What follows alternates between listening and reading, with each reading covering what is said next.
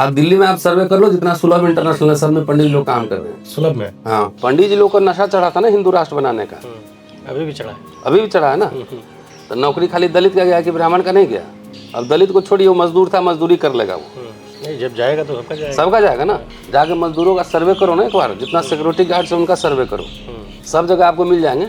आइए ना, हिंदू राष्ट्र में स्वागत है। सस्ता एजुकेशन का सबसे ज्यादा लाभ कौन ले रहा था? दलित तो थोड़े बहुत आ रहे थे ना रिजर्वेशन से। सबसे ज्यादा तो ब्राह्मण समुदाय के लोग थे ना। हम लोग जहाँ जाते थे, हर वाइस चांसलर, प्रोफेसर, तमाम लोग खाली मिश्रा जी, झा जी, यही सब दिखते थे ना। कि सब राज पुरोहित नहीं बनोगे। वैसे भी मोदी जी ने अपमान कर दिया राज पंडितों का। इंदिरा गांधी से एक और गलती हुई, 18 महीने नहीं लगाया, 5 साल लगाना चाहिए था इमरजेंसी। हाँ, मतलब आप 5 साल इमरजेंसी चाहते थे? हाँ। क्यों? दलितों के लिए स्वर्ण काल था ना, कोई पीटता उठता नहीं था। बहन जी, जिनको दलितों की बेटी कहा जाता था और पूरे देश के दलित उन्हें अपना नेता मानते हैं, लेकिन हम लगातार देख रहे हैं कि दलितों पर अत्याचार बढ़ रहा है। अभी हाल फिलहाल में एक बड़े अफसर ने आत्महत्या कर लिया, लेकिन बहन जी की तरफ से वैसी प्रतिक्रिया आती नहीं, कई बार तो आती भी नहीं। क्या कारण है? हाथी नहीं गणेश है, ब्रह्मा विष्णु में है। महेश। जो जितना जोर से जय भीम बोलता है ना, ब्लू गमछा पहनता है, मुझे डाउट होता है उसके नीचे कहीं भगवा तो नहीं है। अच्छा, अन्ना हजारे वाले आंदोलन क्या कहेंगे? तो उसका आउटकम देख लो ना, अभी कहाँ सोया हुआ बाबा। कभी ढूंढने नहीं जाते हम लोग? काला धन लाएंगे, रामदेव वही बिजनेसमैन बन गया। अगर मैं सवाल कर दूं कि दलितों के मुद्दे पर फला फला नेता क्यों नहीं बोल रहे हैं, तो उनके समर्थक फोन करके तुम्हारी ये कर देंगे, वो कर देंगे। अटल बिहारी वाजपेयी ने सब छीन लिया ना। आपने देश की अर्थव्यवस्था को ठप कर दी। आज कोई नेता एक दिन स्ट्राइक करके दिखा दे मुझे। तो दलितों पर अत्याचार बढ़ते जा रहे हैं, अत्याचार की संख्या बढ़ती जा रही है, क्या कारण है? तो अमृत मंथन जो हुआ था, तो देवों को मिला था अमृत। और प्रधानमंत्री तो संविधान को माथे से लगा। नहीं, तुम जिसको माथे से लगाते हो, जो आरएसएस ये कह दे ये बात कि हमने रामलीला ग्राउंड में 12 दिसंबर 1949 को नेहरू और अंबेडकर के पुत्र संविधान को नहीं मानता था, वो पावर में है। और खास तौर से बीजेपी की सरकार है और बीजेपी की माता हो भी रहा है।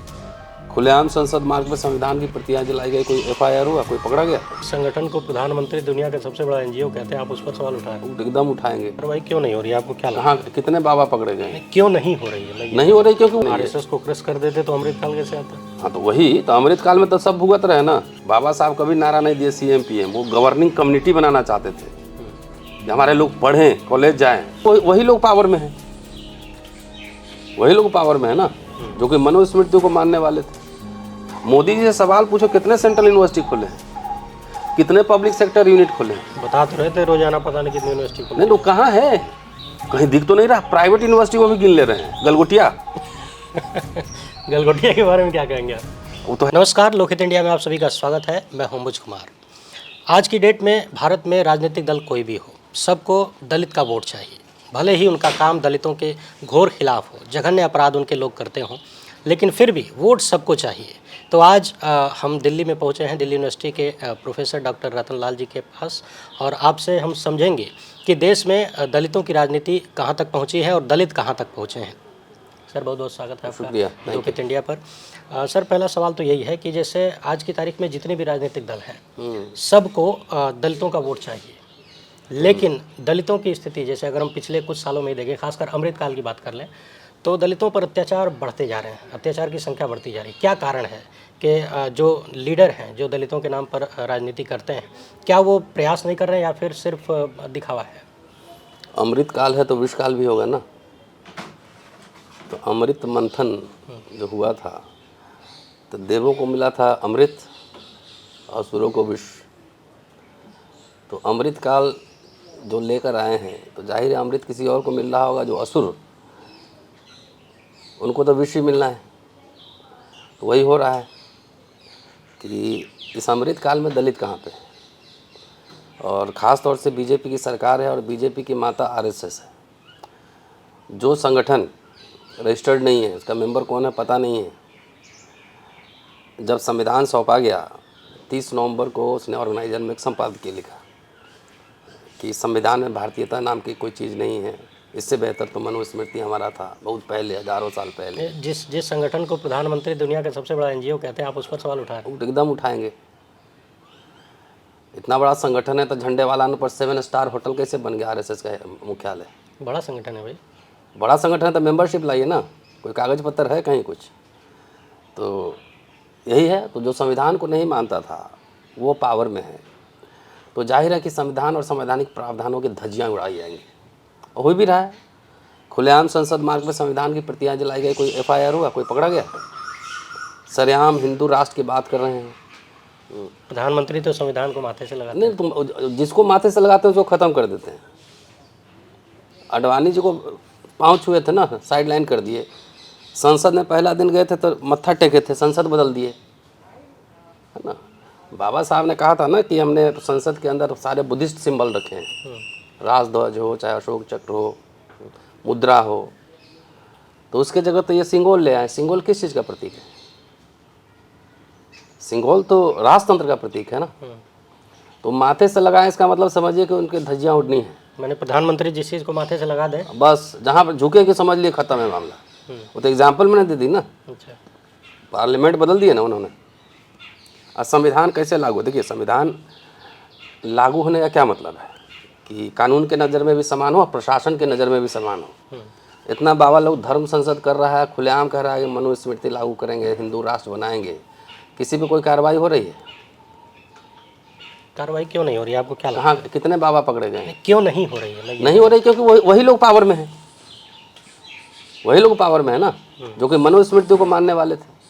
आरएसएस ये कह दे ये बात कि हमने रामलीला ग्राउंड में 12 दिसंबर 1949 को नेहरू और अंबेडकर के पुतले नहीं फूके थे, कह दे।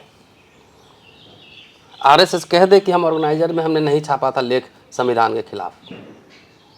आरएसएस ये कह दे कि अटल बिहारी वाजपेयी ने संविधान समीक्षा के लिए कमेटी नहीं बनाई थी, कह दे ना। आप इतिहास के बड़े विद्वान माने जाते हैं। छात्र हूँ जी ये आप मानते हैं। तो ये जो आप बातें बता रहे हैं कि आरएसएस ने ऐसा ऐसा किया, ये बातें जन सामान्य को पता क्यों नहीं है? किसकी लापरवाही है? लापरवाही नहीं, लोगों को जो पॉलिटिकल पार्टी थे, चाहे बड़े बड़े संगठन थे, दलितों के संगठन, बड़े बड़े पार्टी थे, संगठन थे, उनको ये बात जन जन तक पहुंचानी चाहिए थी ना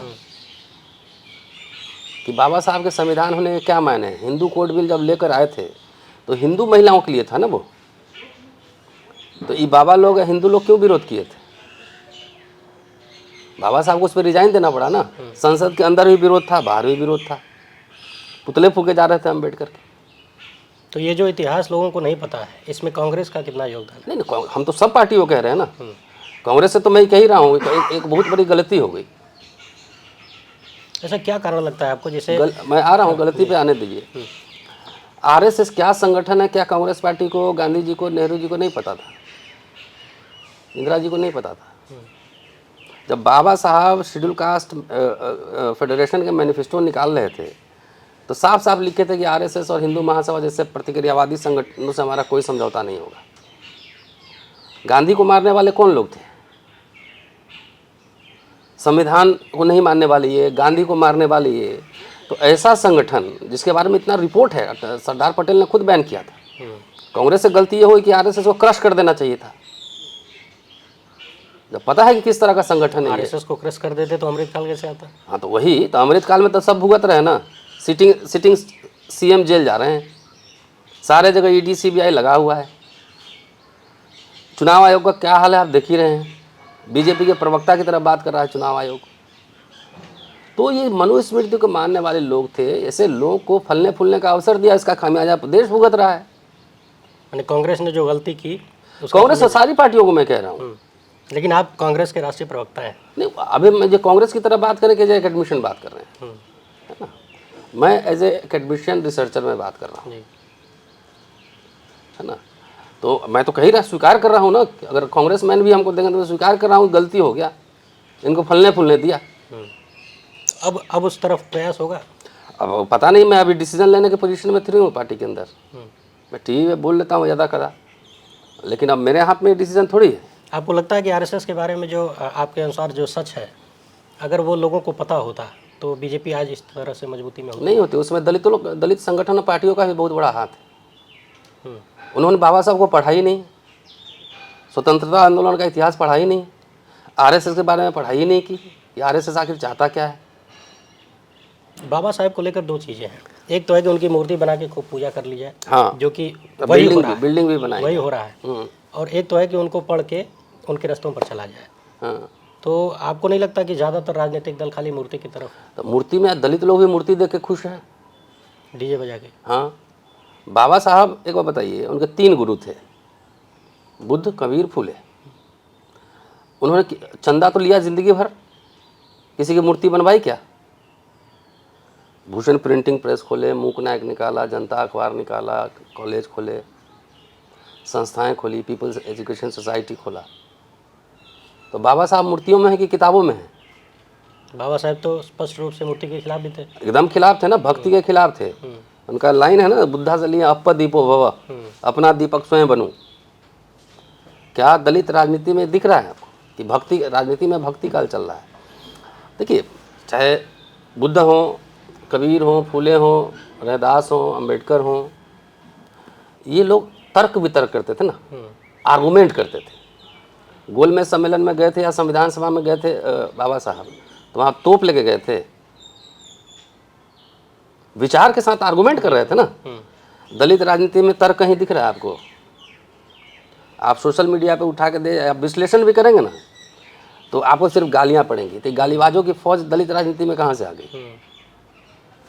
ये तो है, ये मैं भी देखता हूँ। जब अगर मैं सवाल कर दूं कि दलितों के मुद्दे पर फला फला नेता क्यों नहीं बोल रहे हैं, तो उनके समर्थक फ़ोन करके तुम्हारी ये कर देंगे, वो कर देंगे। हाँ, तो गालीबाजों की फौज, इसलिए दलित राजनीति का ये पतन काल है।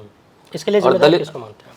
अरे किसको मानेंगे? यहाँ पे इतने सारे पार्टी बने हैं दलितों के। अगर नाम लेने के लिए कहा जाए, नाम लेने तो सारे पार्टी में है उस तरह के लोग। अगर दलितों की भाषा और आरएसएस की भाषा और हिंदू महासभा की भाषा एक है, तो मुझे उस दलित राजनीति से परहेज है। इसमें दलितों का कितना नुकसान हो रहा है? नुकसान तो नहीं हो रहा है। अभी भी दलित राजनीति संगठन और जो सोशल मीडिया पे एक्टिव हैं, आज तक देखोगे तो खाली कांग्रेस को गाली देता रहता है। इसका मतलब है ना कि बीजेपी के पेरोल पे है, आरएसएस के पेरोल पे है। ये भी तो हो सकता है कांग्रेस से नाराज हो। नहीं, नाराज हो तो आखिर पैंट शर्ट पहने तो कैसे पहने थे? अब बीजेपी आरएसएस से नाराज नहीं हो, यही राजनीतिक समझ है। आप 12 साल में बताओ, बीजेपी ने कितने नौकरियां दे दी हैं, कितने स्कूल कॉलेज यूनिवर्सिटी खोले हैं, कितना फेलोशिप दिया है, कितना फ्रीशिप दिया है, बजट एलोकेशन क्या है? ये सवाल बीजेपी से पूछोगे ना, तीसरा टर्म सरकार में है, उससे नहीं पूछेंगे। लेकिन बीजेपी वाले तो कहते हैं भाई 70 साल ये लोग थे। तो 70 साल में जो दलित का मिडिल क्लास 20 लाख कर्मचारी का जो बना, वैसे बन गया भाई। 50 के पहले दलितों के पास कोई जमींदारी थी, रजवाड़े थे, बैंकर थे, व्यापारी थे, कुछ थे? बाबा साहब ने 1942 में जब ग्रीवेंसेस ऑफ शेड्यूल कास्ट लिख रहे हैं, तो कह रहे हैं बॉम्बे प्रेसिडेंसी में, मतलब गुजरात कर्नाटक सब मिला के 400-500 ग्रेजुएट हो गए हैं। 50 से लेकर 32 में कांशीराम जी किताब लिख रहे हैं चमचा युग, उसमें कह रहे हैं 20 लाख सरकारी कर्मचारी हो गए हैं। तो 32 साल में अगर 20 लाख हो गए तो ये शानदार उपलब्धि थी ना। जिसके पास खाने के लिए नहीं था, झोपड़ी में रहता था, उसका बेटा अफसर बन रहा था, इंजीनियर बन रहा था, डॉक्टर बन रहा था, ऐसे बन रहा था। इसके पीछे किसकी प्लानिंग थी? अरे प्लानिंग थी पूरा। जवाहरलाल नेहरू ब्राह्मण थे ना, तो सोशलिस्ट थे, सेकुलर थे। इंदिरा गांधी, राजीव गांधी, नाम लोग है ना सबका। तो अब दलित लोग कहेंगे कि बाबा साहब ने संविधान में लिख दिया इसलिए मिला, तो संविधान तो अभी भी तब छीन क्यों रहा है? अच्छा, अगर कहा जाए कि पंडित नेहरू का जो पब्लिक सेक्टर वाला प्रयास था और बाबा साहब और अम्बेडकर मोर और लेस एक ही रास्ते पे थे कि उनको एक सोशलिस्ट भारत का निर्माण करना था। इसलिए बाबा साहब ने, बाबा साहब ने पूरा आइडिया डेवलप किया था स्टेट सोशलिज्म का। आप जाके पढ़िए, स्टेट एंड माइनॉरिटी, उनको लघु संविधान भी कहते हैं। तो उन्होंने आइडिया डेवलप किया कि एक सोशलिस्ट बनेगा, जहाँ जहाँ ज़रूरत होगी हम प्राइवेट सेक्टर लेंगे और जहाँ जहाँ ज़रूरत है पब्लिक सेक्टर का निर्माण करेंगे। ठीक है साहब? तो वो आइडिया एग्जीक्यूट हुआ ना भाई। बाबा साहब का परिनिर्वाण 56 में हो गया। उस समय तो इतना बड़ा पब्लिक सेक्टर नहीं था ना। वो नेहरू का आइडिया था, चाहे इंदिरा जी का आइडिया था, बैंक का नेशनलाइजेशन करना, रजवाड़े प्रीवी पर्स ख़त्म करना, जमींदारी उन्मूलन, हरित क्रांति, श्वेत क्रांति, दलितों को पट्टे पे ज़मीन देना, फ्री शिप, स्कॉलरशिप, ऐसे ही हो गया। अगर वो लोग लागू नहीं करते तो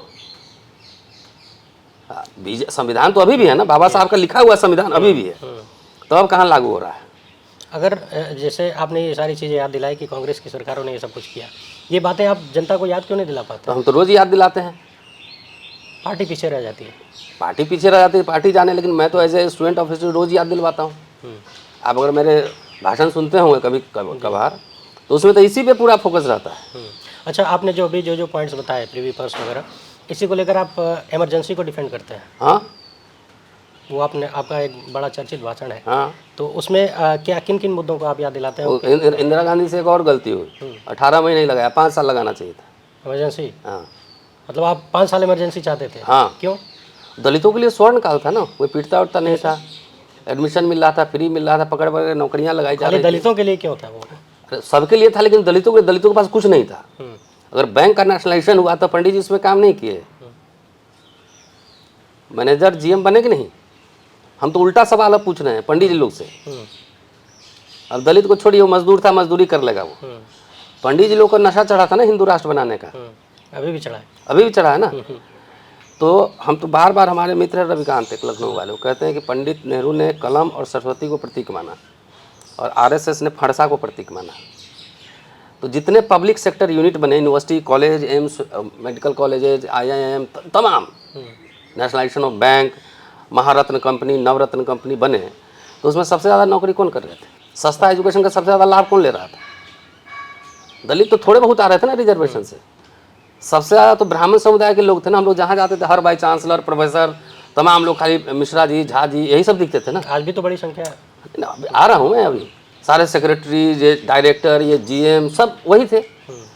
तो गरीब भारत था, नेहरू, इंदिरा, तमाम राजीव गांधी ने जो पब्लिक सेक्टर बनाया, तो आपको सस्ता एजुकेशन दिया, सरकारी नौकरी दी और पेंशन भी दिया। इंदिरा जी ने पेंशन दिया 72 में।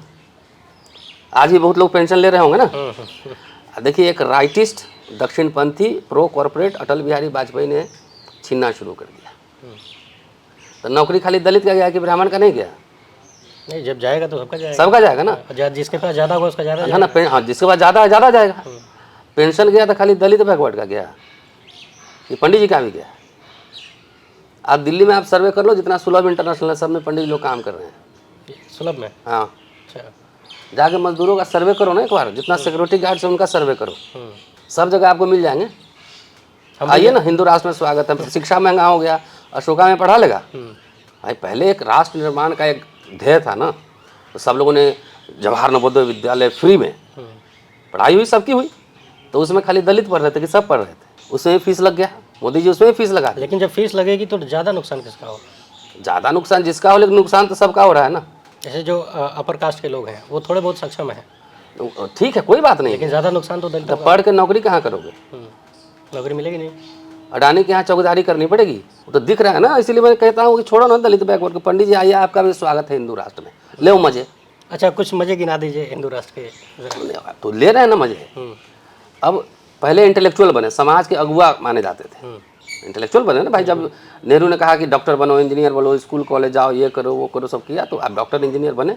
जाके जितने आपके दर्शक अगर होंगे पुराने ज़माने के लोग, तो पूछिएगा कि डॉक्टर कितना फीस दे के बने थे, इंजीनियर कितना फीस दे के बने थे, और कितना पेंशन ले रहे हो, जरा पूछ लीजिएगा उनसे। तो वो आपको एक इंटेलेक्चुअल स्पेस क्रिएट करके दिया। और आरएसएस दंगाई बना रहा है ब्राह्मणों को, नहीं देख रहे हैं? फरसा लेके घूम रहा है, तो कोई कुछ कर रहा है। अच्छा, अभी बहराइच में गया, वहाँ एक झंडा फहराने गोली खा गया। एक ताज़ा उदाहरण जैसे आपने बोला तो मुझे याद आ गया। अभी हम लोग जहाँ रुके हुए हैं वहाँ पर जो अटेंडेंट है, वेटर, उनसे हमने किसी ने, हमारे साथी ने नाम पूछ लिया, तो वो शुक्ला जी थे। हाँ, तो ये एक परिवर्तन अमृत काल का है। अमृत है ना। तो अमृत काल में सारे ब्राह्मण क्या राजपुरोहित बनेंगे? तो फैक्ट्री में काम कौन करेगा? रिक्शा कौन चलाएगा? वेटर कौन होगा? सारे हम तो इसलिए ब्राह्मण समाज को जागृत करने की कोशिश कर रहे हैं। लेकिन आप दलित विचारक हैं। नहीं तो क्या हम ब्राह्मण पे नहीं? पंडित जी दलित पे बोल सकते हैं, हम ब्राह्मण पे नहीं बोलेंगे? मेरे बात का वो असेसमेंट करें, मूल्यांकन करें कि जो बात मैं कह रहा हूँ कि इंडियन रिपब्लिक और कॉन्स्टिट्यूशन से जो सबसे ज़्यादा मिला वो ब्राह्मण समुदाय को मिला है। पूरा मिडिल क्लास का फॉर्मेशन हुआ है। 4-4 लाख तनख्वाह ले रहे हैं अभी। कॉन्स्टिट्यूशन से दलितों को कुछ नहीं मिला और दलितों को ही मिला। तो दलित को हुक्मरान बनने का नशा चढ़ा था, इनको हिंदू राष्ट्र बनाने का नशा चढ़ा था। तो सबसे ज़्यादा नुकसान इन्हीं दोनों का होना है। दलितों का मिडिल क्लास तो सरकारी नौकरी से बना ना। बाबा साहब ने जब ग्रीवेंसेस ऑफ शेड्यूल कास्ट लिखा तो उसमें साफ तौर से लिखा कि नौकरी हमारे लिए, हमारे समुदाय के लिए जीवन मरण का प्रश्न है। शिक्षा और रोजगार, क्योंकि व्यापार हमारे लिए बंद है, हमसे कोई लेगा नहीं, व्यापार करने नहीं देगा। तो इसलिए अफर्मेटिव एक्शन की बात करते थे कि हमें रिजर्वेशन चाहिए, हमें प्रोटेक्शन चाहिए, हमें फ्रीशिप चाहिए, स्कॉलरशिप चाहिए, एज रिलैक्सेशन चाहिए। आखिर वो सब बातें मानी गई ना। बाबा संविधान सभा में थे, 300 लोग थे, तो उस पर एक सहमति बनी, तभी ना आरक्षण का प्रोविजन किया गया। अच्छा, आज आरक्षण को लेकर बहुत विवाद होता है। लोग कहते हैं कि अरे हो गया, इतने साल हो गया, बहुत हो गया, बहुत तो मानसिकता बदला है। मानसिकता बदला है क्या? लोग तो कहते हैं नौकरी मिल गई छोड़ो आरक्षण। नहीं, नौकरी छोड़ देंगे, फेयर प्ले करो। फेयर प्ले कैसे चाहते हैं? करो ना। हमारे से दिल्ली यूनिवर्सिटी का, हमारे एज ग्रुप का जितना प्रोफेसर है उसका निकालो किताब आर्टिकल। मतलब आप शुरू करेंगे 50 से, हम शुरू करेंगे 0 से। तुम्हारे नाते रिश्तेदार, मामा फूफा सब यूनिवर्सिटी हर जगह बैठे हुए हैं, तुम्हारे लिए ईजी है। और हमारे लिए हर जगह दबाओगे हमें। फेयर करो ना, हिम्मत है? आपको लगता है कि बड़े बड़े पदों पर बैठने के बाद भी दबाव में है? हाँ हाँ एकदम। हम तो कैंपस में बैठे हुए हैं भाई, दिल्ली यूनिवर्सिटी कैंपस में बैठे हुए हैं। यहाँ भी दिक्कत है? तो दिक्कत नहीं, हम इतने दिन से लड़ रहे हैं सिस्टम से, तो दिक्कत नहीं है। तुमसे हम कम स्मार्ट देख रहे हैं, तुमसे कम किताब लिखे हैं, कम आर्टिकल लिखे हैं, कम मेरिट है, क्या है? सबका मेरिट चेक करो ना यहाँ पे, हम चेक करते हैं। चलो, आप जो सर्टिफिकेट इतने दिन से बांट रहे हैं, तो अपना तो दिखाओगे टाइसन, माइक टाइसन, और हमारा सिकिया पहलवान, बराबर वाले से टक्कर करो ना। आप जिस मेंटल टॉर्चर में, जब मेरे जैसे लोग के साथ आप इतना उत्पीड़न कर सकते हैं, तो आम स्टूडेंट और मास्टर की क्या औकात है भाई? मुझे तो लोग जानते हैं ना कि मैं लड़ाका हूँ, मैं डरता नहीं हूँ। जब पूरी कायनात लगी हुई दबाने के लिए, कौन कौन सा केस नहीं किया हुआ है? कितने केसेज हैं आप पे? अरे बहुत। गिनती याद नहीं है? अब सोच लो, महिला उत्पीड़न केस भी लगा हुआ है। अच्छा, हम प्रोसीडिंग भी फेस किया, 10 साल से रिपोर्ट नहीं मिला। क्या है ये सब इसलिए क्योंकि आप दलितों की बात कर रहे और क्या? हैं, बराबरी नहीं, हम आपसे आंख में आंख मिला के बात कर रहे हैं, इसलिए आपको दिक्कत हो रही है। नहीं, हमको नहीं हो रही है। आपको मतलब सिस्टम को कह रहा हूँ। जी, मैं आपके बराबर बैठ के बात कर रहा हूँ, आपकी भी मेरिट पूछ रहा हूँ कि क्या लिखे पढ़े हो दिखाओ, तब दिक्कत हो गई है ना। क्योंकि आपकी मानसिकता वही है ना। घर से ही आपको नफरत सिखलाया जाता है, स्कूल में भी नफरत सिखाया जाता है। तो ये नफरत कब कम होगी? अब इसका कोई मेरे पास, मैं साधु थोड़ी हूँ कि भविष्यवाणी कर दूंगी। तो कुछ ऐसा आपको दिखता है कि पिछले 70-80 साल में कुछ बदला है? बदला था, बहुत कुछ बदला था। मैं कह रहा हूँ, गैस एजेंसी में भी रिजर्वेशन मिला दलितों को, पेट्रोल पंप में भी मिला। तो 5-5 लाख कमा रहा है ना सब। अब मोदी जी सब प्राइवेटाइज कर रहे हैं। तो बदला था, उसको सिर्फ रिवर्स में लेके जा रहा है RSS बीजेपी कि चलो मनुस्मृति की ओर, तुम्हारा काम है खेत में काम करना। मतलब 60-70 साल में जो संविधान से मिला था अब वो खत्म कर, अब सबके लिए कर रहा है ना। ये पंडित जी कंफ्यूजन ना पाले। हमारा दोनों फूटेगा तो एक आपका भी फूटेगा। मैं तो ब्राह्मण समुदाय को लेकर चिंतित हूँ। निर्धन ब्राह्मण की कहानी पढ़ते रहे। वैसे भी ब्राह्मणों के पास जमींदारी कहाँ है? बहुत कम ही ब्राह्मण होंगे जिनकी जिम्मेदारी हो। वो भी तो सरकारी सिस्टम से ही बड़े थे ना, बाकी पुजारी उजारी का काम करते थे। तो इंग्लिश स्पीकिंग जो क्लास डेवलप हुआ, वो तो पब्लिक इंस्टीट्यूशन से डेवलप हुआ ना। जिनके पास पैसा हो तो विदेश भेज देंगे, और जो जिसकी कहानी हम पढ़ते हैं निर्धन ब्राह्मण, उनके बच्चों का क्या होगा? अच्छा, दलितों के अपलिफ्टमेंट में आप भारत के, आज़ाद भारत के किन नेताओं का योगदान सबसे बड़ा योगदान है इंदिरा गांधी, जगजीवन राम का। कांशीराम जी का? कांशीराम जी का नेशनल पॉलिसी नहीं बनवा पाए कोई। बहन जी का? उत्तर प्रदेश में किया, नेशनल पॉलिसी नहीं बनवा पाए। मैं क्या कह रहा हूँ, जैसे 10 साल आपने सपोर्ट किया कांग्रेस पार्टी को, तो आप उसमें शर्त रख देते कि 1000 दलित बच्चों को आप विदेश भेजने का स्कॉलरशिप देंगे, सरकारी ठेकों में हमारे समुदाय को आरक्षण देंगे। कुछ तो नेशनल पॉलिसी बनवाते ना। उत्तर प्रदेश देश नहीं है ना, देश तो बड़ा है उससे। एक भी अगर नेशनल पॉलिसी बनवाते कि बैकलॉग पूरा कर लो, तो होता कि भाई एक नेशनल पॉलिसी बना।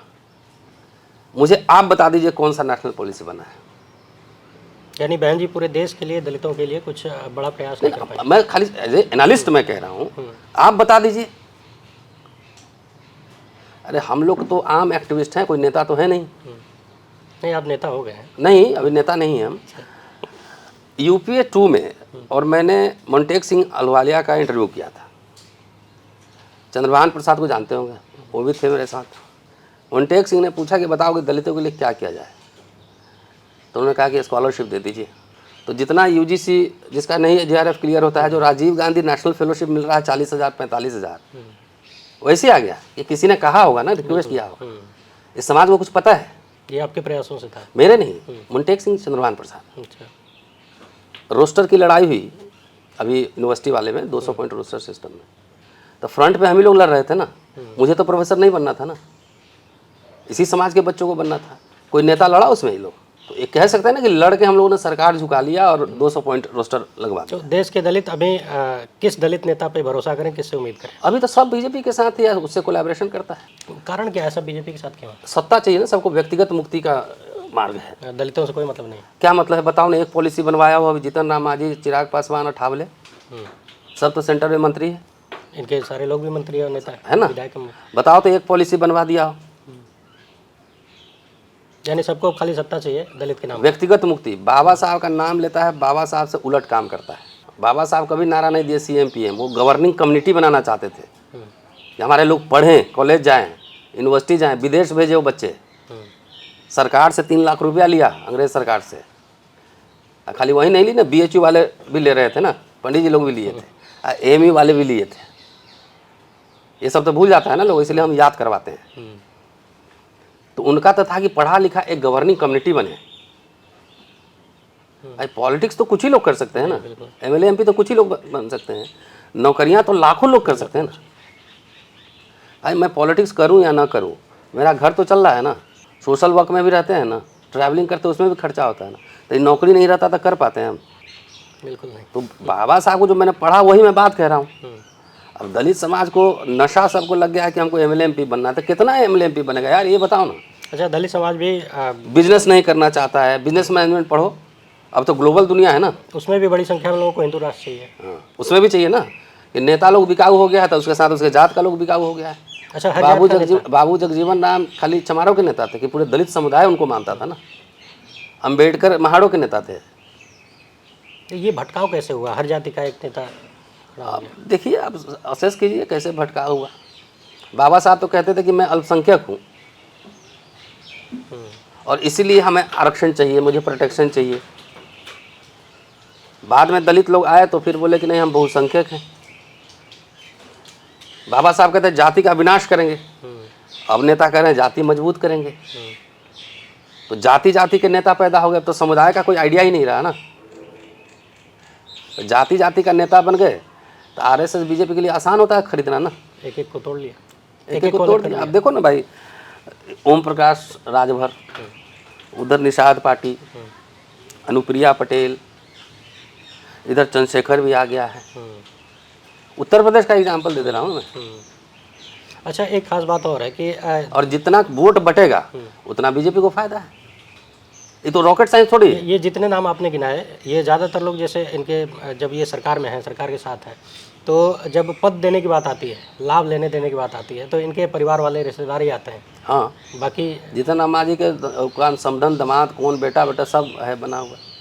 हम तो एक बार पूछे थे जीतन राम मांझी से कि आप CM रहे थे ना बिहार का, तो आप गया में खाली मुसहर समुदाय के लिए एक इंग्लिश स्कूल खोल देते 100 बच्चों का, कोई रोकता है आपको?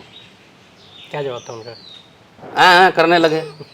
हमने अपने समुदाय का इंग्लिश स्पीकिंग MA पास बढ़िया लड़का दीजिए, उसके लिए हम क्राउड फंडिंग कर देंगे, लंदन पढ़ा देंगे। तो यही लोग चाहता है क्या उसके समुदाय के लोग आगे बढ़े, इंजीनियर डॉक्टर बने, वकील बने, बिजनेसमैन बने। अगर आप मुझे ऑफर दो कि मिनिस्टर बनाना है और आपके कहने पे हम 2 विश्वविद्यालय खोल देंगे, 1 लाख लड़कों को नौकरी दे देंगे, तो मैं क्या ऑप्ट करूँगा? तो ये सारी चीज़ें नहीं हो रही आज की तारीख में। बताओ ना कहाँ हो रही है। मोदी जी से सवाल पूछो, कितने सेंट्रल यूनिवर्सिटी खोले हैं, कितने पब्लिक सेक्टर यूनिट खोले हैं? बता तो रहे थे रोजाना पता नहीं कितनी यूनिवर्सिटी खोली। नहीं तो कहाँ है, कहीं दिख तो नहीं रहा। प्राइवेट यूनिवर्सिटी को भी गिन ले रहे हैं, गलगोटिया। गलगोटिया के बारे में क्या कहेंगे आप? वो तो है ना, सामने विश्व गुरु बन रहा है, बनवा रहे हैं मोदी जी। ये प्राइवेट यूनिवर्सिटी को भी गिन रहे हैं, जो कि पैसा प्रिंटिंग करने का मशीन बन चुका है। उसमें क्या क्वालिटी पढ़ाई होता है हम जानते हैं ना। तो दलितों को क्या संदेश देना चाहेंगे आप? कैसे उनका दिमाग कैसे खोलेंगे कि हिंदू राष्ट्र से अलग होइए और संविधान की तरफ जाइए? बाबा साहब हम बोल रहे हैं, जिनको सुनना है सुनो, ना सुनना ना सुनो। भाई अपना रिस्क लेके इतने FIR इतने मुकदमे झेल के हम तो आइडियोलॉजिकल बैटल में है ना RSS BJP से। एज ए इंडिविजुअल एक्टिविस्ट भी कह रहा हूँ, वो संविधान मुझे वो अधिकार देता है, तो मैं लड़ रहा हूँ इनसे। अपना सारा नुकसान करके, पासपोर्ट नहीं है, वीज़ा रिजेक्टेड है, प्रमोशन 8 साल से रुका हुआ है, सब कुछ हो रहा है, FIR है, इतने मुकदमे हैं, फिर भी लड़ रहे हैं। इसमें कोई दलित नेता आपके साथ आया? अरे ये सबको डर लगता है ना। अब जब सरकार के साथ रहोगे तो मोदी जी धमका देंगे ना, फिर मंत्रालय निकल जाएगा 1 मिनट में। हमको मंत्रालय में इंटरेस्ट नहीं है, हमको नीतियों में इंटरेस्ट है कि आप पॉलिसी क्या बनाते हैं। एक वक्त में कांग्रेस के लिए अल्पसंख्यक और दलितों का, अगड़ों का बड़ा बढ़िया गठजोड़ था। अब वो अगरों का नहीं, सीधे ब्राह्मण, दलित और मुसलमान बोलिए, इसी 3 में पावर में रहती थी। और उसका होता है वेलफेयर स्टेट था ना, मिक्स्ड इकोनॉमी थी। तो जो सरकार जो फैक्ट्री बनाती थी या होटल चलाती थी, तो उसमें सबको नौकरी मिलता था ना, पेंशन मिलता था। वो सब भाई अटल बिहारी वाजपेयी ने सब छीन लिया ना। हिंदू राष्ट्र बनाने चलते थे ब्राह्मण, तो आते आते पहले डिसइन्वेस्टमेंट मंत्रालय बन गया, पहला बेचाई वहीं से शुरू हुआ। और 2004 1 जनवरी से इन्होंने पेंशन छीन लिया। बनाओ ना हिंदू राष्ट्र, मांगो पेंशन। अच्छा, लोग ये भी एक तर्क बनाते हैं कि उन्होंने पेंशन छीन लिया, ये नौकरी छीन रहे। तो हो तो गया, यही हिंदू राष्ट्र है। हिंदू राष्ट्र का मतलब जो है ना, one leader Modi ji, one businessman Adani, one चलेगा सब। हाँ, सब जाके वहाँ चाकरी करो सब। कोई होगा स्किल्ड इंजीनियर होगा तो थोड़ा उसको ज़्यादा मिल जाएगा, लेकिन सब तो होगा नहीं, उतनी नौकरी तो उनके पास है नहीं। अच्छा, इतने सालों तक कांग्रेस सत्ता में रही, यूपीए की सरकार लगातार 2 बार चली, लेकिन उन्होंने जो किया था, जो उनका बेहतरीन इतिहास था, वो भी लोगों तक पहुंचा नहीं पाए। ये तो कांग्रेस पार्टी का फॉल्ट है ना। अब पहुंचा पाएंगे? भाई मैंने इमरजेंसी पे जो भाषण दे दिया, हमने कितने पॉइंट उठाए थे उस समय। देखिए, इंदिरा गांधी तो गरीब भारत था ना, हमें 5 ट्रिलियन नहीं था मोदी जी वाला, विश्व गुरु नहीं था, गरीब भारत था। उन्होंने एटम परीक्षण कर लिया, बुद्धा इस्माइल जी, पोखरण, बैंक का नेशनलाइजेशन कर दिया, प्रीवी पर्स खत्म कर दिया, बिल्कुल। हैं, जमींदारी उन्मूलन कर दिया, दलितों को पट्टे बांट दिए, बुला बुला के नौकरी दिया। तो उस समय कहा जाता था, अपने घर में पूछेगा पिताजी से, चाहे दादाजी कुछ सीनियर होंगे, कि ये दलितों की अम्मा है इंदिरा जी को। हाँ, ये सरकारी दामाद बना दिया दलितों को। गैस पेट्रोल में समय आरक्षण दिया, पेंशन तो सबको दिया। तो आखिर इंदिरा गांधी के खिलाफ कौन थे? यही लोग होंगे ना। अमेरिका था, भाई पाकिस्तान तोड़ दिया, बांग्लादेश बना दिया। ये तो अभी जम्मू कश्मीर वो भी नहीं ले पाते हैं पीओ के। इंदिरा गांधी ने तो पाकिस्तान अमेरिका को आंख दिखा के ऐसे तोड़ दिया, बांग्लादेश बना दिया। अच्छा, वो 4000 स्क्वायर किलोमीटर वाला जो मामला है, चीन वाला, मोदी जी से पूछे ना, कोई बीजेपी का प्रवक्ता बोले। इसको कांग्रेस उस तरह से क्यों नहीं उठा पाती? अब ये मैं कैसे कह सकता हूँ? आप बताते नहीं उन लोगों को? अरे हम सब पूछेगा तब ना, हम कोई नेता थोड़ी हैं, तो हम तो हैं, स्पोक्स पर्सन हैं, बोलते हैं। लेकिन ये बात तो बड़े मैसिव स्केल पे उठना चाहिए ना। अब सुना है संसद में सब बात उठी है, प्रियंका जी बोल रही थी एक दिन, तो इसलिए तो रिसर्च करना होगा ना, होमवर्क करना होगा। तो यही लोग इंदिरा गांधी के खिलाफ थे। मुजीबुर रहमान की हत्या हुई थी कि नहीं वहाँ पे? बांग्लादेश, हैं, बांग्लादेश हुई थी ना। तो टर्मोइल का पीरियड था उस समय। तो भारत को आज़ाद हुए कितना हुआ था? 25 साल। आखिर जॉर्ज फर्नांडिस किसके कहने पे 20 दिन का स्ट्राइक किए थे रेल, जबकि डेवलपमेंट कार्य चल रहा था ना पूरा, रशिया के सहयोग से तमाम जगह डेवलपमेंट हो रहा था। आपने देश की अर्थव्यवस्था को ठप कर दी। आज कोई नेता एक दिन स्ट्राइक करके दिखा दे मुझे, एक दिन। तो आप देश को मतलब अस्त व्यस्त कर रहे थे, सीधे पुलिस और सेना को भड़का रहे थे कि इंदिरा गांधी इसकी सरकार की बात मत मानो, खुलेआम। आज नहीं आपातकाल, पत्रकार या तो सरकार का एकदम रटने वाला तोता बन जाए, नहीं तो गिरफ्तारी होगी, केस होगा। नहीं हुआ यूएनआई पर, छापा नहीं पड़ा है। कौन पत्रकार है जो सीधे सरकार से सवाल पूछ रहा है? लेकिन उनके पीछे कोई बैकअप भी तो नहीं है, जो ईमानदार हैं, जो स्वतंत्र हैं। ठीक है, नहीं है बैकअप, लेकिन जो इतने बड़े कॉर्पोरेट, इतना तो आपातकाल में भी नहीं था। जो उस समय इंडियन एक्सप्रेस बहुत लिख रहा था, गोयनका जी, वो तो जनसंघ के एमपी थे विदिशा से। आज इंडियन एक्सप्रेस क्यों नहीं लिख रहा है? जो ये लोग आरएसएस बैक मूवमेंट था, पूरा पहला विद्रोह था भारतीय राष्ट्र के खिलाफ आज़ादी के बाद, और दूसरा अन्ना हजारे वाला था। अच्छा, अन्ना हजारे वाले आंदोलन क्या कहेंगे? तो उसका आउटकम देख लो ना, अभी कहाँ सोया हुआ बाबा। कभी ढूंढने नहीं जाते हैं? काला धन लाएंगे, रामदेव वही बिजनेसमैन बन गया। पेट्रोल सस्ता हो जाएगा, 15 लाख रुपए जाएंगे, कहाँ है? और भ्रष्टाचार अभी कम है, चरम सीमा पर है, लेकिन बात नहीं होती उसकी। मैं क्या करूँ, मैं डिसीजन मेकिंग जगह पे नहीं हूँ ना, तो देश में इनका चक्का जाम कर देते हैं। जगह जगह प्रदर्शन होता है। कांग्रेस क्यों नहीं कर पा रही है? अब मैं नहीं बता सकता ना, आधिकारिक रूप से मैं क्या बताऊँ। राहुल गांधी से आपको कुछ उम्मीद है? उम्मीद है, लेकिन अभी थोड़ा सा ऑर्गेनाइजेशन और स्ट्रॉन्ग करने की ज़रूरत है। कमज़ोर है अभी, स्ट्रॉन्ग करने की ज़रूरत है। और गांधी के बारे में बाबा साहब की राय थी कि गांधी से मेरी नाराज़गी इस बात के लिए नहीं है कि वो तानाशाह नहीं है, मेरी नाराज़गी इस बात के लिए है कि वो तानाशाह क्यों नहीं है। भारत की मिट्टी जो है ना, मूलतः अनडेमोक्रेटिक है, अलोकतांत्रिक है, और Rahul Gandhi is too much democratic, too much democratic. उसी का नुकसान झेल रहा है शायद। मुझे नॉट एज ए कांग्रेसमैन कह रहा हूँ, as a analyst, as a student of history कह रहा हूँ। मैं मिला हूँ, 2-3 बार मिला हूँ। Too much democratic. उनको इंदिरा गांधी बनना पड़ेगा, फिर जिस दिन बन जाएंगे उस दिन पावर में आ जाएंगे। इमरजेंसी लगानी पड़ेगी। इंदिरा गांधी खाली इमरजेंसी नहीं ना है, इंदिरा गांधी का बहुत कंट्रीब्यूशन है, पार्टी को कंट्रोल पे रखते थे। इन्होंने ज़्यादा छूट दे रखा है, उनमें ज़्यादा डेमोक्रेटिक हैं। अच्छा, क्या कारण है ये? मतलब जो भी इनके आसपास के साथी हैं, सब छटक जाते हैं, बिक जाते हैं, कहीं पद के लिए, कहीं किसी और कारण, या डर जाते हैं क्या कारण है, राहुल गांधी जी पहचान नहीं पाते कौन अब ज्योतिराव सिंधिया भी भाग गया, इधर क्या नाम है, जतिन प्रसाद, जतिन प्रसाद, देवड़ा, ये लोग तो ब्लू आइड बॉय थे ना। असम वाले जो है तब विश्वकर्मा तो इन्हीं इधर ही इन्हीं था। का प्रोडक्ट। अब इसका मैं क्लियर कट नहीं दे सकता हूँ, लेकिन मुझे लगता है कि सेकुलरिज्म, सोशल जस्टिस, ये सिर्फ पार्टी के लिए यूएसपी नहीं होना चाहिए, एक कल्चरली इनकलकेट होना चाहिए। देश के एक प्रमुख दलित विचारक के रूप में आप दलित नेताओं, दलित युवाओं और दलित वोटरों को क्या संदेश देना चाहेंगे? भाई नेता के बारे में तो कुछ नहीं बोलेंगे, वो क्या कर रहे हैं सबको पता है, लेकिन दलित समाज को मैं कह रहा हूँ, दलित समाज के वोट का अभी बार्गेनिंग पावर ख़त्म हो गया है। आरएसएस, बीजेपी जानती है कि एक एक जात का नेता बनाएंगे, एक इंडिविजुअल को खरीदना आसान हो जाएगा। ठीक है, वही हो भी रहा है, हर तरफ वही हो रहा है। तो दलित नेता को भूल जाओ, जात को अपने भूल जाओ, पहले अपने और अपने बच्चों का भविष्य देखो। जो भी मिला इस दलित समाज को, पूरा इतिहास उठा के देख लीजिए। चलने का अधिकार नहीं था, चप्पल पहनने का अधिकार नहीं था, उसको अब कोट टाई पहनने लगा, कार में चल रहा है। 50 से लेके 40 साल, 50 साल में यही ना मिला, उसको रिस्टोर करो। जो इस बात की गारंटी दे उसके साथ जाओ। जब हिंदू राष्ट्र, तथाकथित हिंदू राष्ट्र का हमला संविधान और भारतीय गणराज्य पे हो गया है, मनुस्मृति का हमला हो गया है, तो उस समय दलित कहाँ सुरक्षित है? मनुस्मृति में सुरक्षित है कि संविधान में सुरक्षित है? गणराज्य में सुरक्षित है कि हिंदू राष्ट्र में सुरक्षित है? ये समाज चिंतन मनन करे और जो संविधान और भारतीय गणराज्य, इंडियन रिपब्लिक के साथ है, उसके साथ खड़ा हो जाए। अभी एकदम समझ लीजिए कि आरएसएस का बहुत बड़ा हमला है, और सबसे बड़ी मार जो है ना, दलितों पर पड़ने वाली है। मुसलमान तो बहाना है, एक भी मुसलमान को पाकिस्तान नहीं भेज पाए, लेकिन दलितों को शहर से निकाल के गाँव जरूर भेज देंगे। भाई नौकरी खत्म, दलित मिडिल क्लास खत्म, चंदा देने वाला क्लास खत्म, नौकरी से ही है ना, बता, ये मोटा मोटी भाई। अब गैस एजेंसी, पेट्रोल पंप मिल रहा है, कल उसको अब कई जगह देखा इंडियन ऑयल अडानी गैस। तो जब अडानी जी के पास चला जाएगा इंडियन ऑयल गैस एजेंसी, तो ये नौकरी कहाँ करेंगे? ये उनके यहाँ नहीं ना नौकरी मिलेगी, उनके यहाँ नहीं मिलेगी। तो उनके यहाँ मिलेगी तो कैसी नौकरी मिलेगी पता है ना भाई? नवरत्न ओएनजीसी बना, सेल गेल भेल सब बना, तो उसमें सबको नौकरी मिला, दलितों को भी मिला। और वो अगर खत्म हुआ तो सबका जाएगा, इनका भी जाएगा। तो मान लिया आपके पास तो कुछ जमीन भी है, इनके पास क्या है?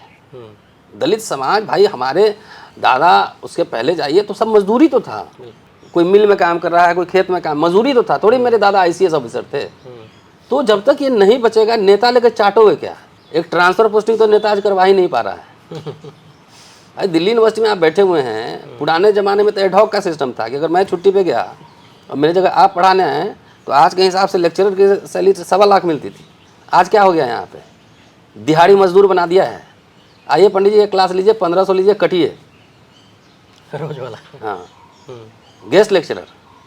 तो मज़ा आ गया ना। इसीलिए हम पंडित जी लोग कह रहे हैं कि हिंदू राष्ट्र में क्या क्या होने वाला देख लो सिम्टम।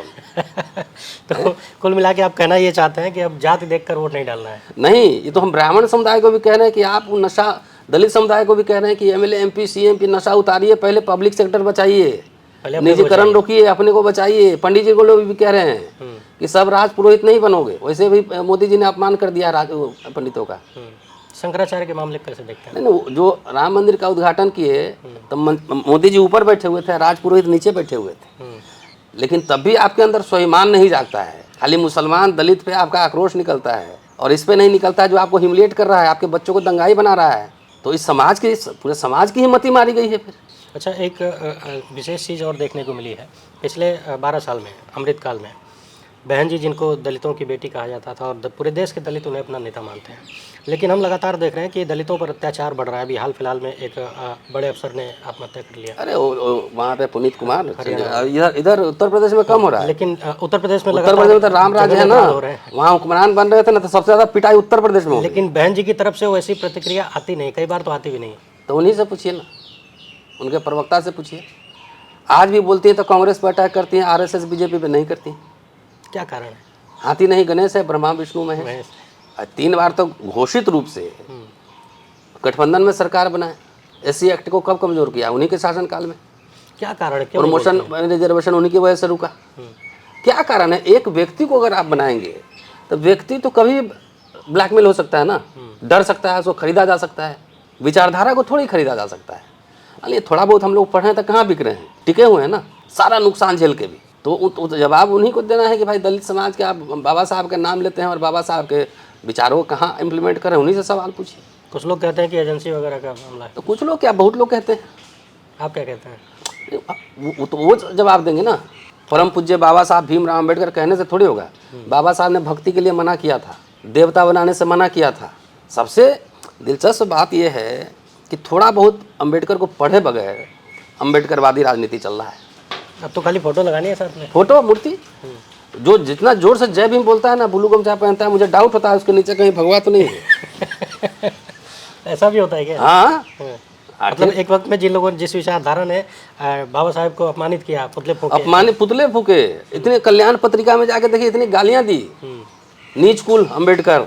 तो कल्याण पत्रिका उठा के देखिए ना, उसमें मिलेगा ना, अब वो हीन जाति अम्बेडकर। अब वो जय भीम बोल सकते हैं। हाँ, अब खाली जय भीम मूर्ति करने से बाबा साहब का विचार थोड़ी फैलेगा। मैं तो कह रहा हूँ कांग्रेस पार्टी की भी गलती है कि जब उन्होंने बाबा साहब के राइटिंग्स एंड स्पीचेस छापा तो उसको प्रचार करना चाहिए था ना। बीजेपी तो कहाँ छाप रही है बताओ मुझे, तो खाली मूर्ति दिखा रही है, अब मूर्ति के नीचे उनके विचारों को दफन कर रही है। कोई नेता नहीं बोल रहा है, खाली मूर्ति अब भवन चाहिए। यहाँ अम्बेडकर इंटरनेशनल सेंटर बना है ना, जाके कोई दलित उसको बुक करा ले, इतना महंगा है कि आप बुक ही नहीं करा सकते। तो बाबा साहब मूर्तियों में नहीं है, विचारों में है। कांग्रेस पार्टी नहीं, शरद पवार मुख्यमंत्री उसी समय छपा ना। राइटिंग स्पीच नहीं छपता तो विलुप्त हो गया रहता ना। वैसे भी विलुप्त ही है। अब तो आरएसएस छाप ही नहीं रहा है। मुझे बता दीजिए कौन सा एडिशन आया है। अभी तो और रिसर्च उन पे होना चाहिए था, इन्वेस्ट होना चाहिए था, तो नहीं हो रहा। लेकिन इस पे सवाल जाओ, क्योंकि पढ़ने लिखने से मतलब नहीं है ना, खाली हुआ हुआ यूनिवर्सिटी आ गई है। हाँ, व्हाट्सएप यूनिवर्सिटी से सब पता लग जाता है, उसके आगे कुछ नहीं है। तब बाबा साहब ने कहा था ना कि हिंदू राष्ट्र अभिशाप होगा, और उसी हिंदू राष्ट्र की पालकी अम्बेडकर के नाम पे ढो रहा है ये। दलित पॉलिटिक्स, दलित समाज का सर्वाइवल तभी है कि वैसे शक्तियों के साथ और अपने आप को जोड़े। देखिए गंगा तो घी की नहीं बही कभी, ये मैं मानता हूँ। एट्रोसिटी तो हर समय होते रहे, लेकिन ये था ना कि भाई एक समय था जिसमें लोग कुछ मरहम लगाने भी चले जाते थे। ठीक है, इंदिरा गांधी बेलची गई थी ना, हाथी बैठ गए, हाथी पे बैठ के, और एक प्रतीक था जो गई, और उसके बाद फिर 80 में वापस आ गई, पूरे देश में जीत गई चुनाव। आजकल जात जात की पार्टी बना हो, जितना पिटाते रहो कोई नहीं जाता है पूछने। बोला कि अभी सरकार बनी बिहार की, और सबसे ज़्यादा बुलडोजर चला है पासवान जाति के घरों पे, तो कोई पूछने नहीं जा रहा ना। बोले जीत ये तुम्हारा ठेकेदार, ये क्या नाम है, चिराग पासवान, जाके उसको बोलो, ठेकेदार साहब वोट दोगे उसको। अब प्रोटेक्शन चाहिए आपसे। अरे दलित वोट का एक समय कीमत था। ये कीमत किसने कम कर दिया? बहुत सारे, सबके महत्वाकांक्षाएं बढ़ गई ना, सबको एमएलए एमपी सबको बनना है, सीएम पीएम बनना है, उसके अलावा कोई नहीं, कुछ नहीं। मतलब व्यक्तिगत इन्वेस्टमेंट हुआ, हाँ, विचारधारा पे काम नहीं हुआ, समाज को खड़ा नहीं किया गया, समाज को नहीं खड़ा किया गया ना। समाज को तो इन्होंने बेचा गया, और यही सरकारी बाबू लोग चंदा देते थे, और चंदा दे के अपने पाँव पे कुल्हाड़ी मार लिए। तो कुल मिलाकर आपका कहना यही है कि जो दलित समाज है, जो नौजवान है, वो हिंदू राष्ट्र के बजाय संविधान की तरफ जाए और बाबा साहब को पढ़ें। अरे पढ़े यार भाई, पहले सब सोचो नौकरी कैसे करें, पढ़ाई कैसे हो। शिक्षा काल है, स्कूल बंद हो रहे हजारों हजार, जाके बिहार के कॉलेज में देखो लैब नहीं है, बैठने का जगह नहीं, लाइब्रेरी नहीं, दीमक चाट रहा है किताब। शिक्षा शेरनी का दूध है, नारे मत लगाओ। ये तो व्हाट्सएप पे खूब आता है, लेकिन हाँ, लेकिन पढ़ेंगे नहीं, खाली व्हाट्सएप यूनिवर्सिटी में चलाएंगे। जाओ भाई वहाँ पे स्कूल। भाई मैं तो गाँव से भाग के आया था दिल्ली, अगर मैं पढ़ता नहीं तो यहाँ बैठ के आपसे बात करता। और एक इंडिविजुअल की भी ताकत है कि बीजेपी आरएसएस के खिलाफ भी लड़ाई जारी है वैचारिक, और दलित जो ना गुमराह समाज है, गालीबाजों की जो फौज है, उससे खिलाफ भी लड़ाई जारी है हमारी। ये फौज किसने बनाई है? अब तो सोच लीजिए किसने बनाई है। जो ट्रेनिंग मिला हुआ, जिसके पास जो रहेगा वही देगा। हम तो ले रहे हैं भाई रविदास से, फुले से, कबीर से, अम्बेडकर से, कि हम बहस करेंगे, तर्क करेंगे, आर्गूमेंट करेंगे। इन लोगों को किसने सिखाया? आप 30-40 साल का असेसमेंट कर लीजिए, पता लग जाएगा। इन लोगों ने तर्क करना नहीं सिखाया, बहस करना नहीं सिखाया, लिखना नहीं सिखाया। ब्राह्मण विदेश भेज देंगे तो कितना भेजे अभी तक, यूरेशिया भेज देंगे, तो जो भी 10-20 सिंपैथेटिक ब्राह्मण था उसको भी आपने शत्रु के खेमे में डाल दिया। ये भी दुश्मन है, ये भी दुश्मन है, ये भी दुश्मन है। दोस्त भी तो तलाश हो गए ना। बाबा साहब कांग्रेस मंत्रिमंडल में शामिल हुए कि नहीं हुए? ये मूर्ख लोग कभी नहीं बताएगा। उसी लखनऊ में 24-25 अप्रैल 1948 का भाषण है, जाके पढ़िए। ऐसा समाज मैंने दुनिया में कहीं नहीं देखा जो अपने हाथ में कुल्हाड़ी लेकर अपना पैर काट रहा हो। भारत का दलित समाज कोई शिक्षा पे, रोजगार पर, सिक्योरिटी पे कहीं कोई सेमिनार डिबेट देखा है आपने? किसी पार्टी के, किसी नेता के एजेंडा पे है? मुझे बता दो। नेता लोगों तो खाली अपना चाहिए। हाँ, तो समाज ना सोचे, समाज को सोचने लायक। कोई मैनिफेस्टो निकालता है? ये बताओ मुझे। बाबा साहब इंडिपेंडेंट लेबर पार्टी बनाए, मैनिफेस्टो निकाले। शेड्यूल कास्ट फेडरेशन बनाए, मैनिफेस्टो निकाले। रिपब्लिकन पार्टी बनाए, उसका भी मैनिफेस्टो तैयार किया। ये लोग क्या बोलता है, संविधान ही हमारा मैनिफेस्टो है। तो आरएसएस संविधान बदल देगा तो वही तुम्हारा मैनिफेस्टो होगा ना। तो बदलने की ज़रूरत है क्या लगता है? नहीं, बिना बदले हुए सब हो गया ना, सारे प्रोविजन सब हटा दिए, हम्म, तो वही आपका संविधान है। इसका मतलब आपकी भाषा आरएसएस की भाषा एक है। इसी से हम दलित समाज को बचाना चाह रहे हैं। अब आपको कोई पूछने वाला नहीं है। पहले तो कांग्रेस के साथ दलित वोट था तो कांग्रेस कुछ कुछ तो दे ही रही थी ना, थोड़ा थोड़ा ही दे रही थी लेकिन दे रही मिल रहा था ना भाई। राजीव गांधी ने स्पेशल रिक्रूटमेंट ड्राइव चलाया कि नहीं चलाया, कोई यस नो बोलते। फ्रीशिप मिला कि नहीं मिला, स्कॉलरशिप मिला कि नहीं मिला, नौकरी मिला कि नहीं मिला। अब काहे नहीं हो रहा है? कहीं सुना है स्पेशल रिक्रूटमेंट ड्राइव हो रहा है? है। जो नॉर्मल है वो तो हो नहीं रहा है, वो इसमें नहीं से हो रहा है, ऐसा कोई बहस नहीं है। हम्म, अरे भाई 1 लाख लोग अगर 1 लाख प्रति माह एवरेज के हिसाब से तनख्वाह पा रहा है तो कितना 100 करोड़ उसे घर में जा रहा है, पहले ये सोचो ना। 1 लाख आदमी 1 लाख पर मंथ, जोड़ लो कितना अरब रुपया 1 महीने में घर जा रहा है। ये सब कैलकुलेशन नहीं आ रहा है ना। ये सब हिसाब किताब नहीं, 10 साल बाद ये लोग नहीं समझेगा तो 10 साल बाद जो है एक सरकार रह गई ना तो कुछ नहीं करेगा। दलित मिडिल क्लास जो बना है ना, उसका पैंट शर्ट कोट उतार देगा, गले में टाई खाली छोड़ देगा। टाई छोड़ देंगे, हाँ, बोलेगा कि बहुत चर्बी उर्बी बढ़ गया है, जाओ खेत में जाओ, मेहनत करो। नेचर के साथ रहो, मेहनत करो, बीपी शुगर सब ठीक हो जाएगा। अरे आप पता कीजिए, लड़कियों की शादी नहीं हो रही है, दलित बेटियों में ओवर एज हो रहा है, क्योंकि सबको सरकारी अफसर चाहिए दामाद, सरकार है लिमिटेड, तो बिजनेस की ओर नहीं जा रहा है। बिजनेस क्यों नहीं कर रहे हैं? पता नहीं सबको, पता नहीं सीएम पीएम डीएम खाली इतने ही दिखता है। चलिए, तो उम्मीद है आप दर्शकों को हमारी बातचीत बहुत अच्छी लगी होगी, बहुत कुछ जानने सुनने को मिला होगा। और उम्मीद ये भी है कि देश के जो नौजवान हैं, खासकर दलित समाज से और पंडित जी लोग जो हैं, उन्हें भी कुछ जानने समझने के लिए मिला होगा। बहुत बहुत धन्यवाद सर।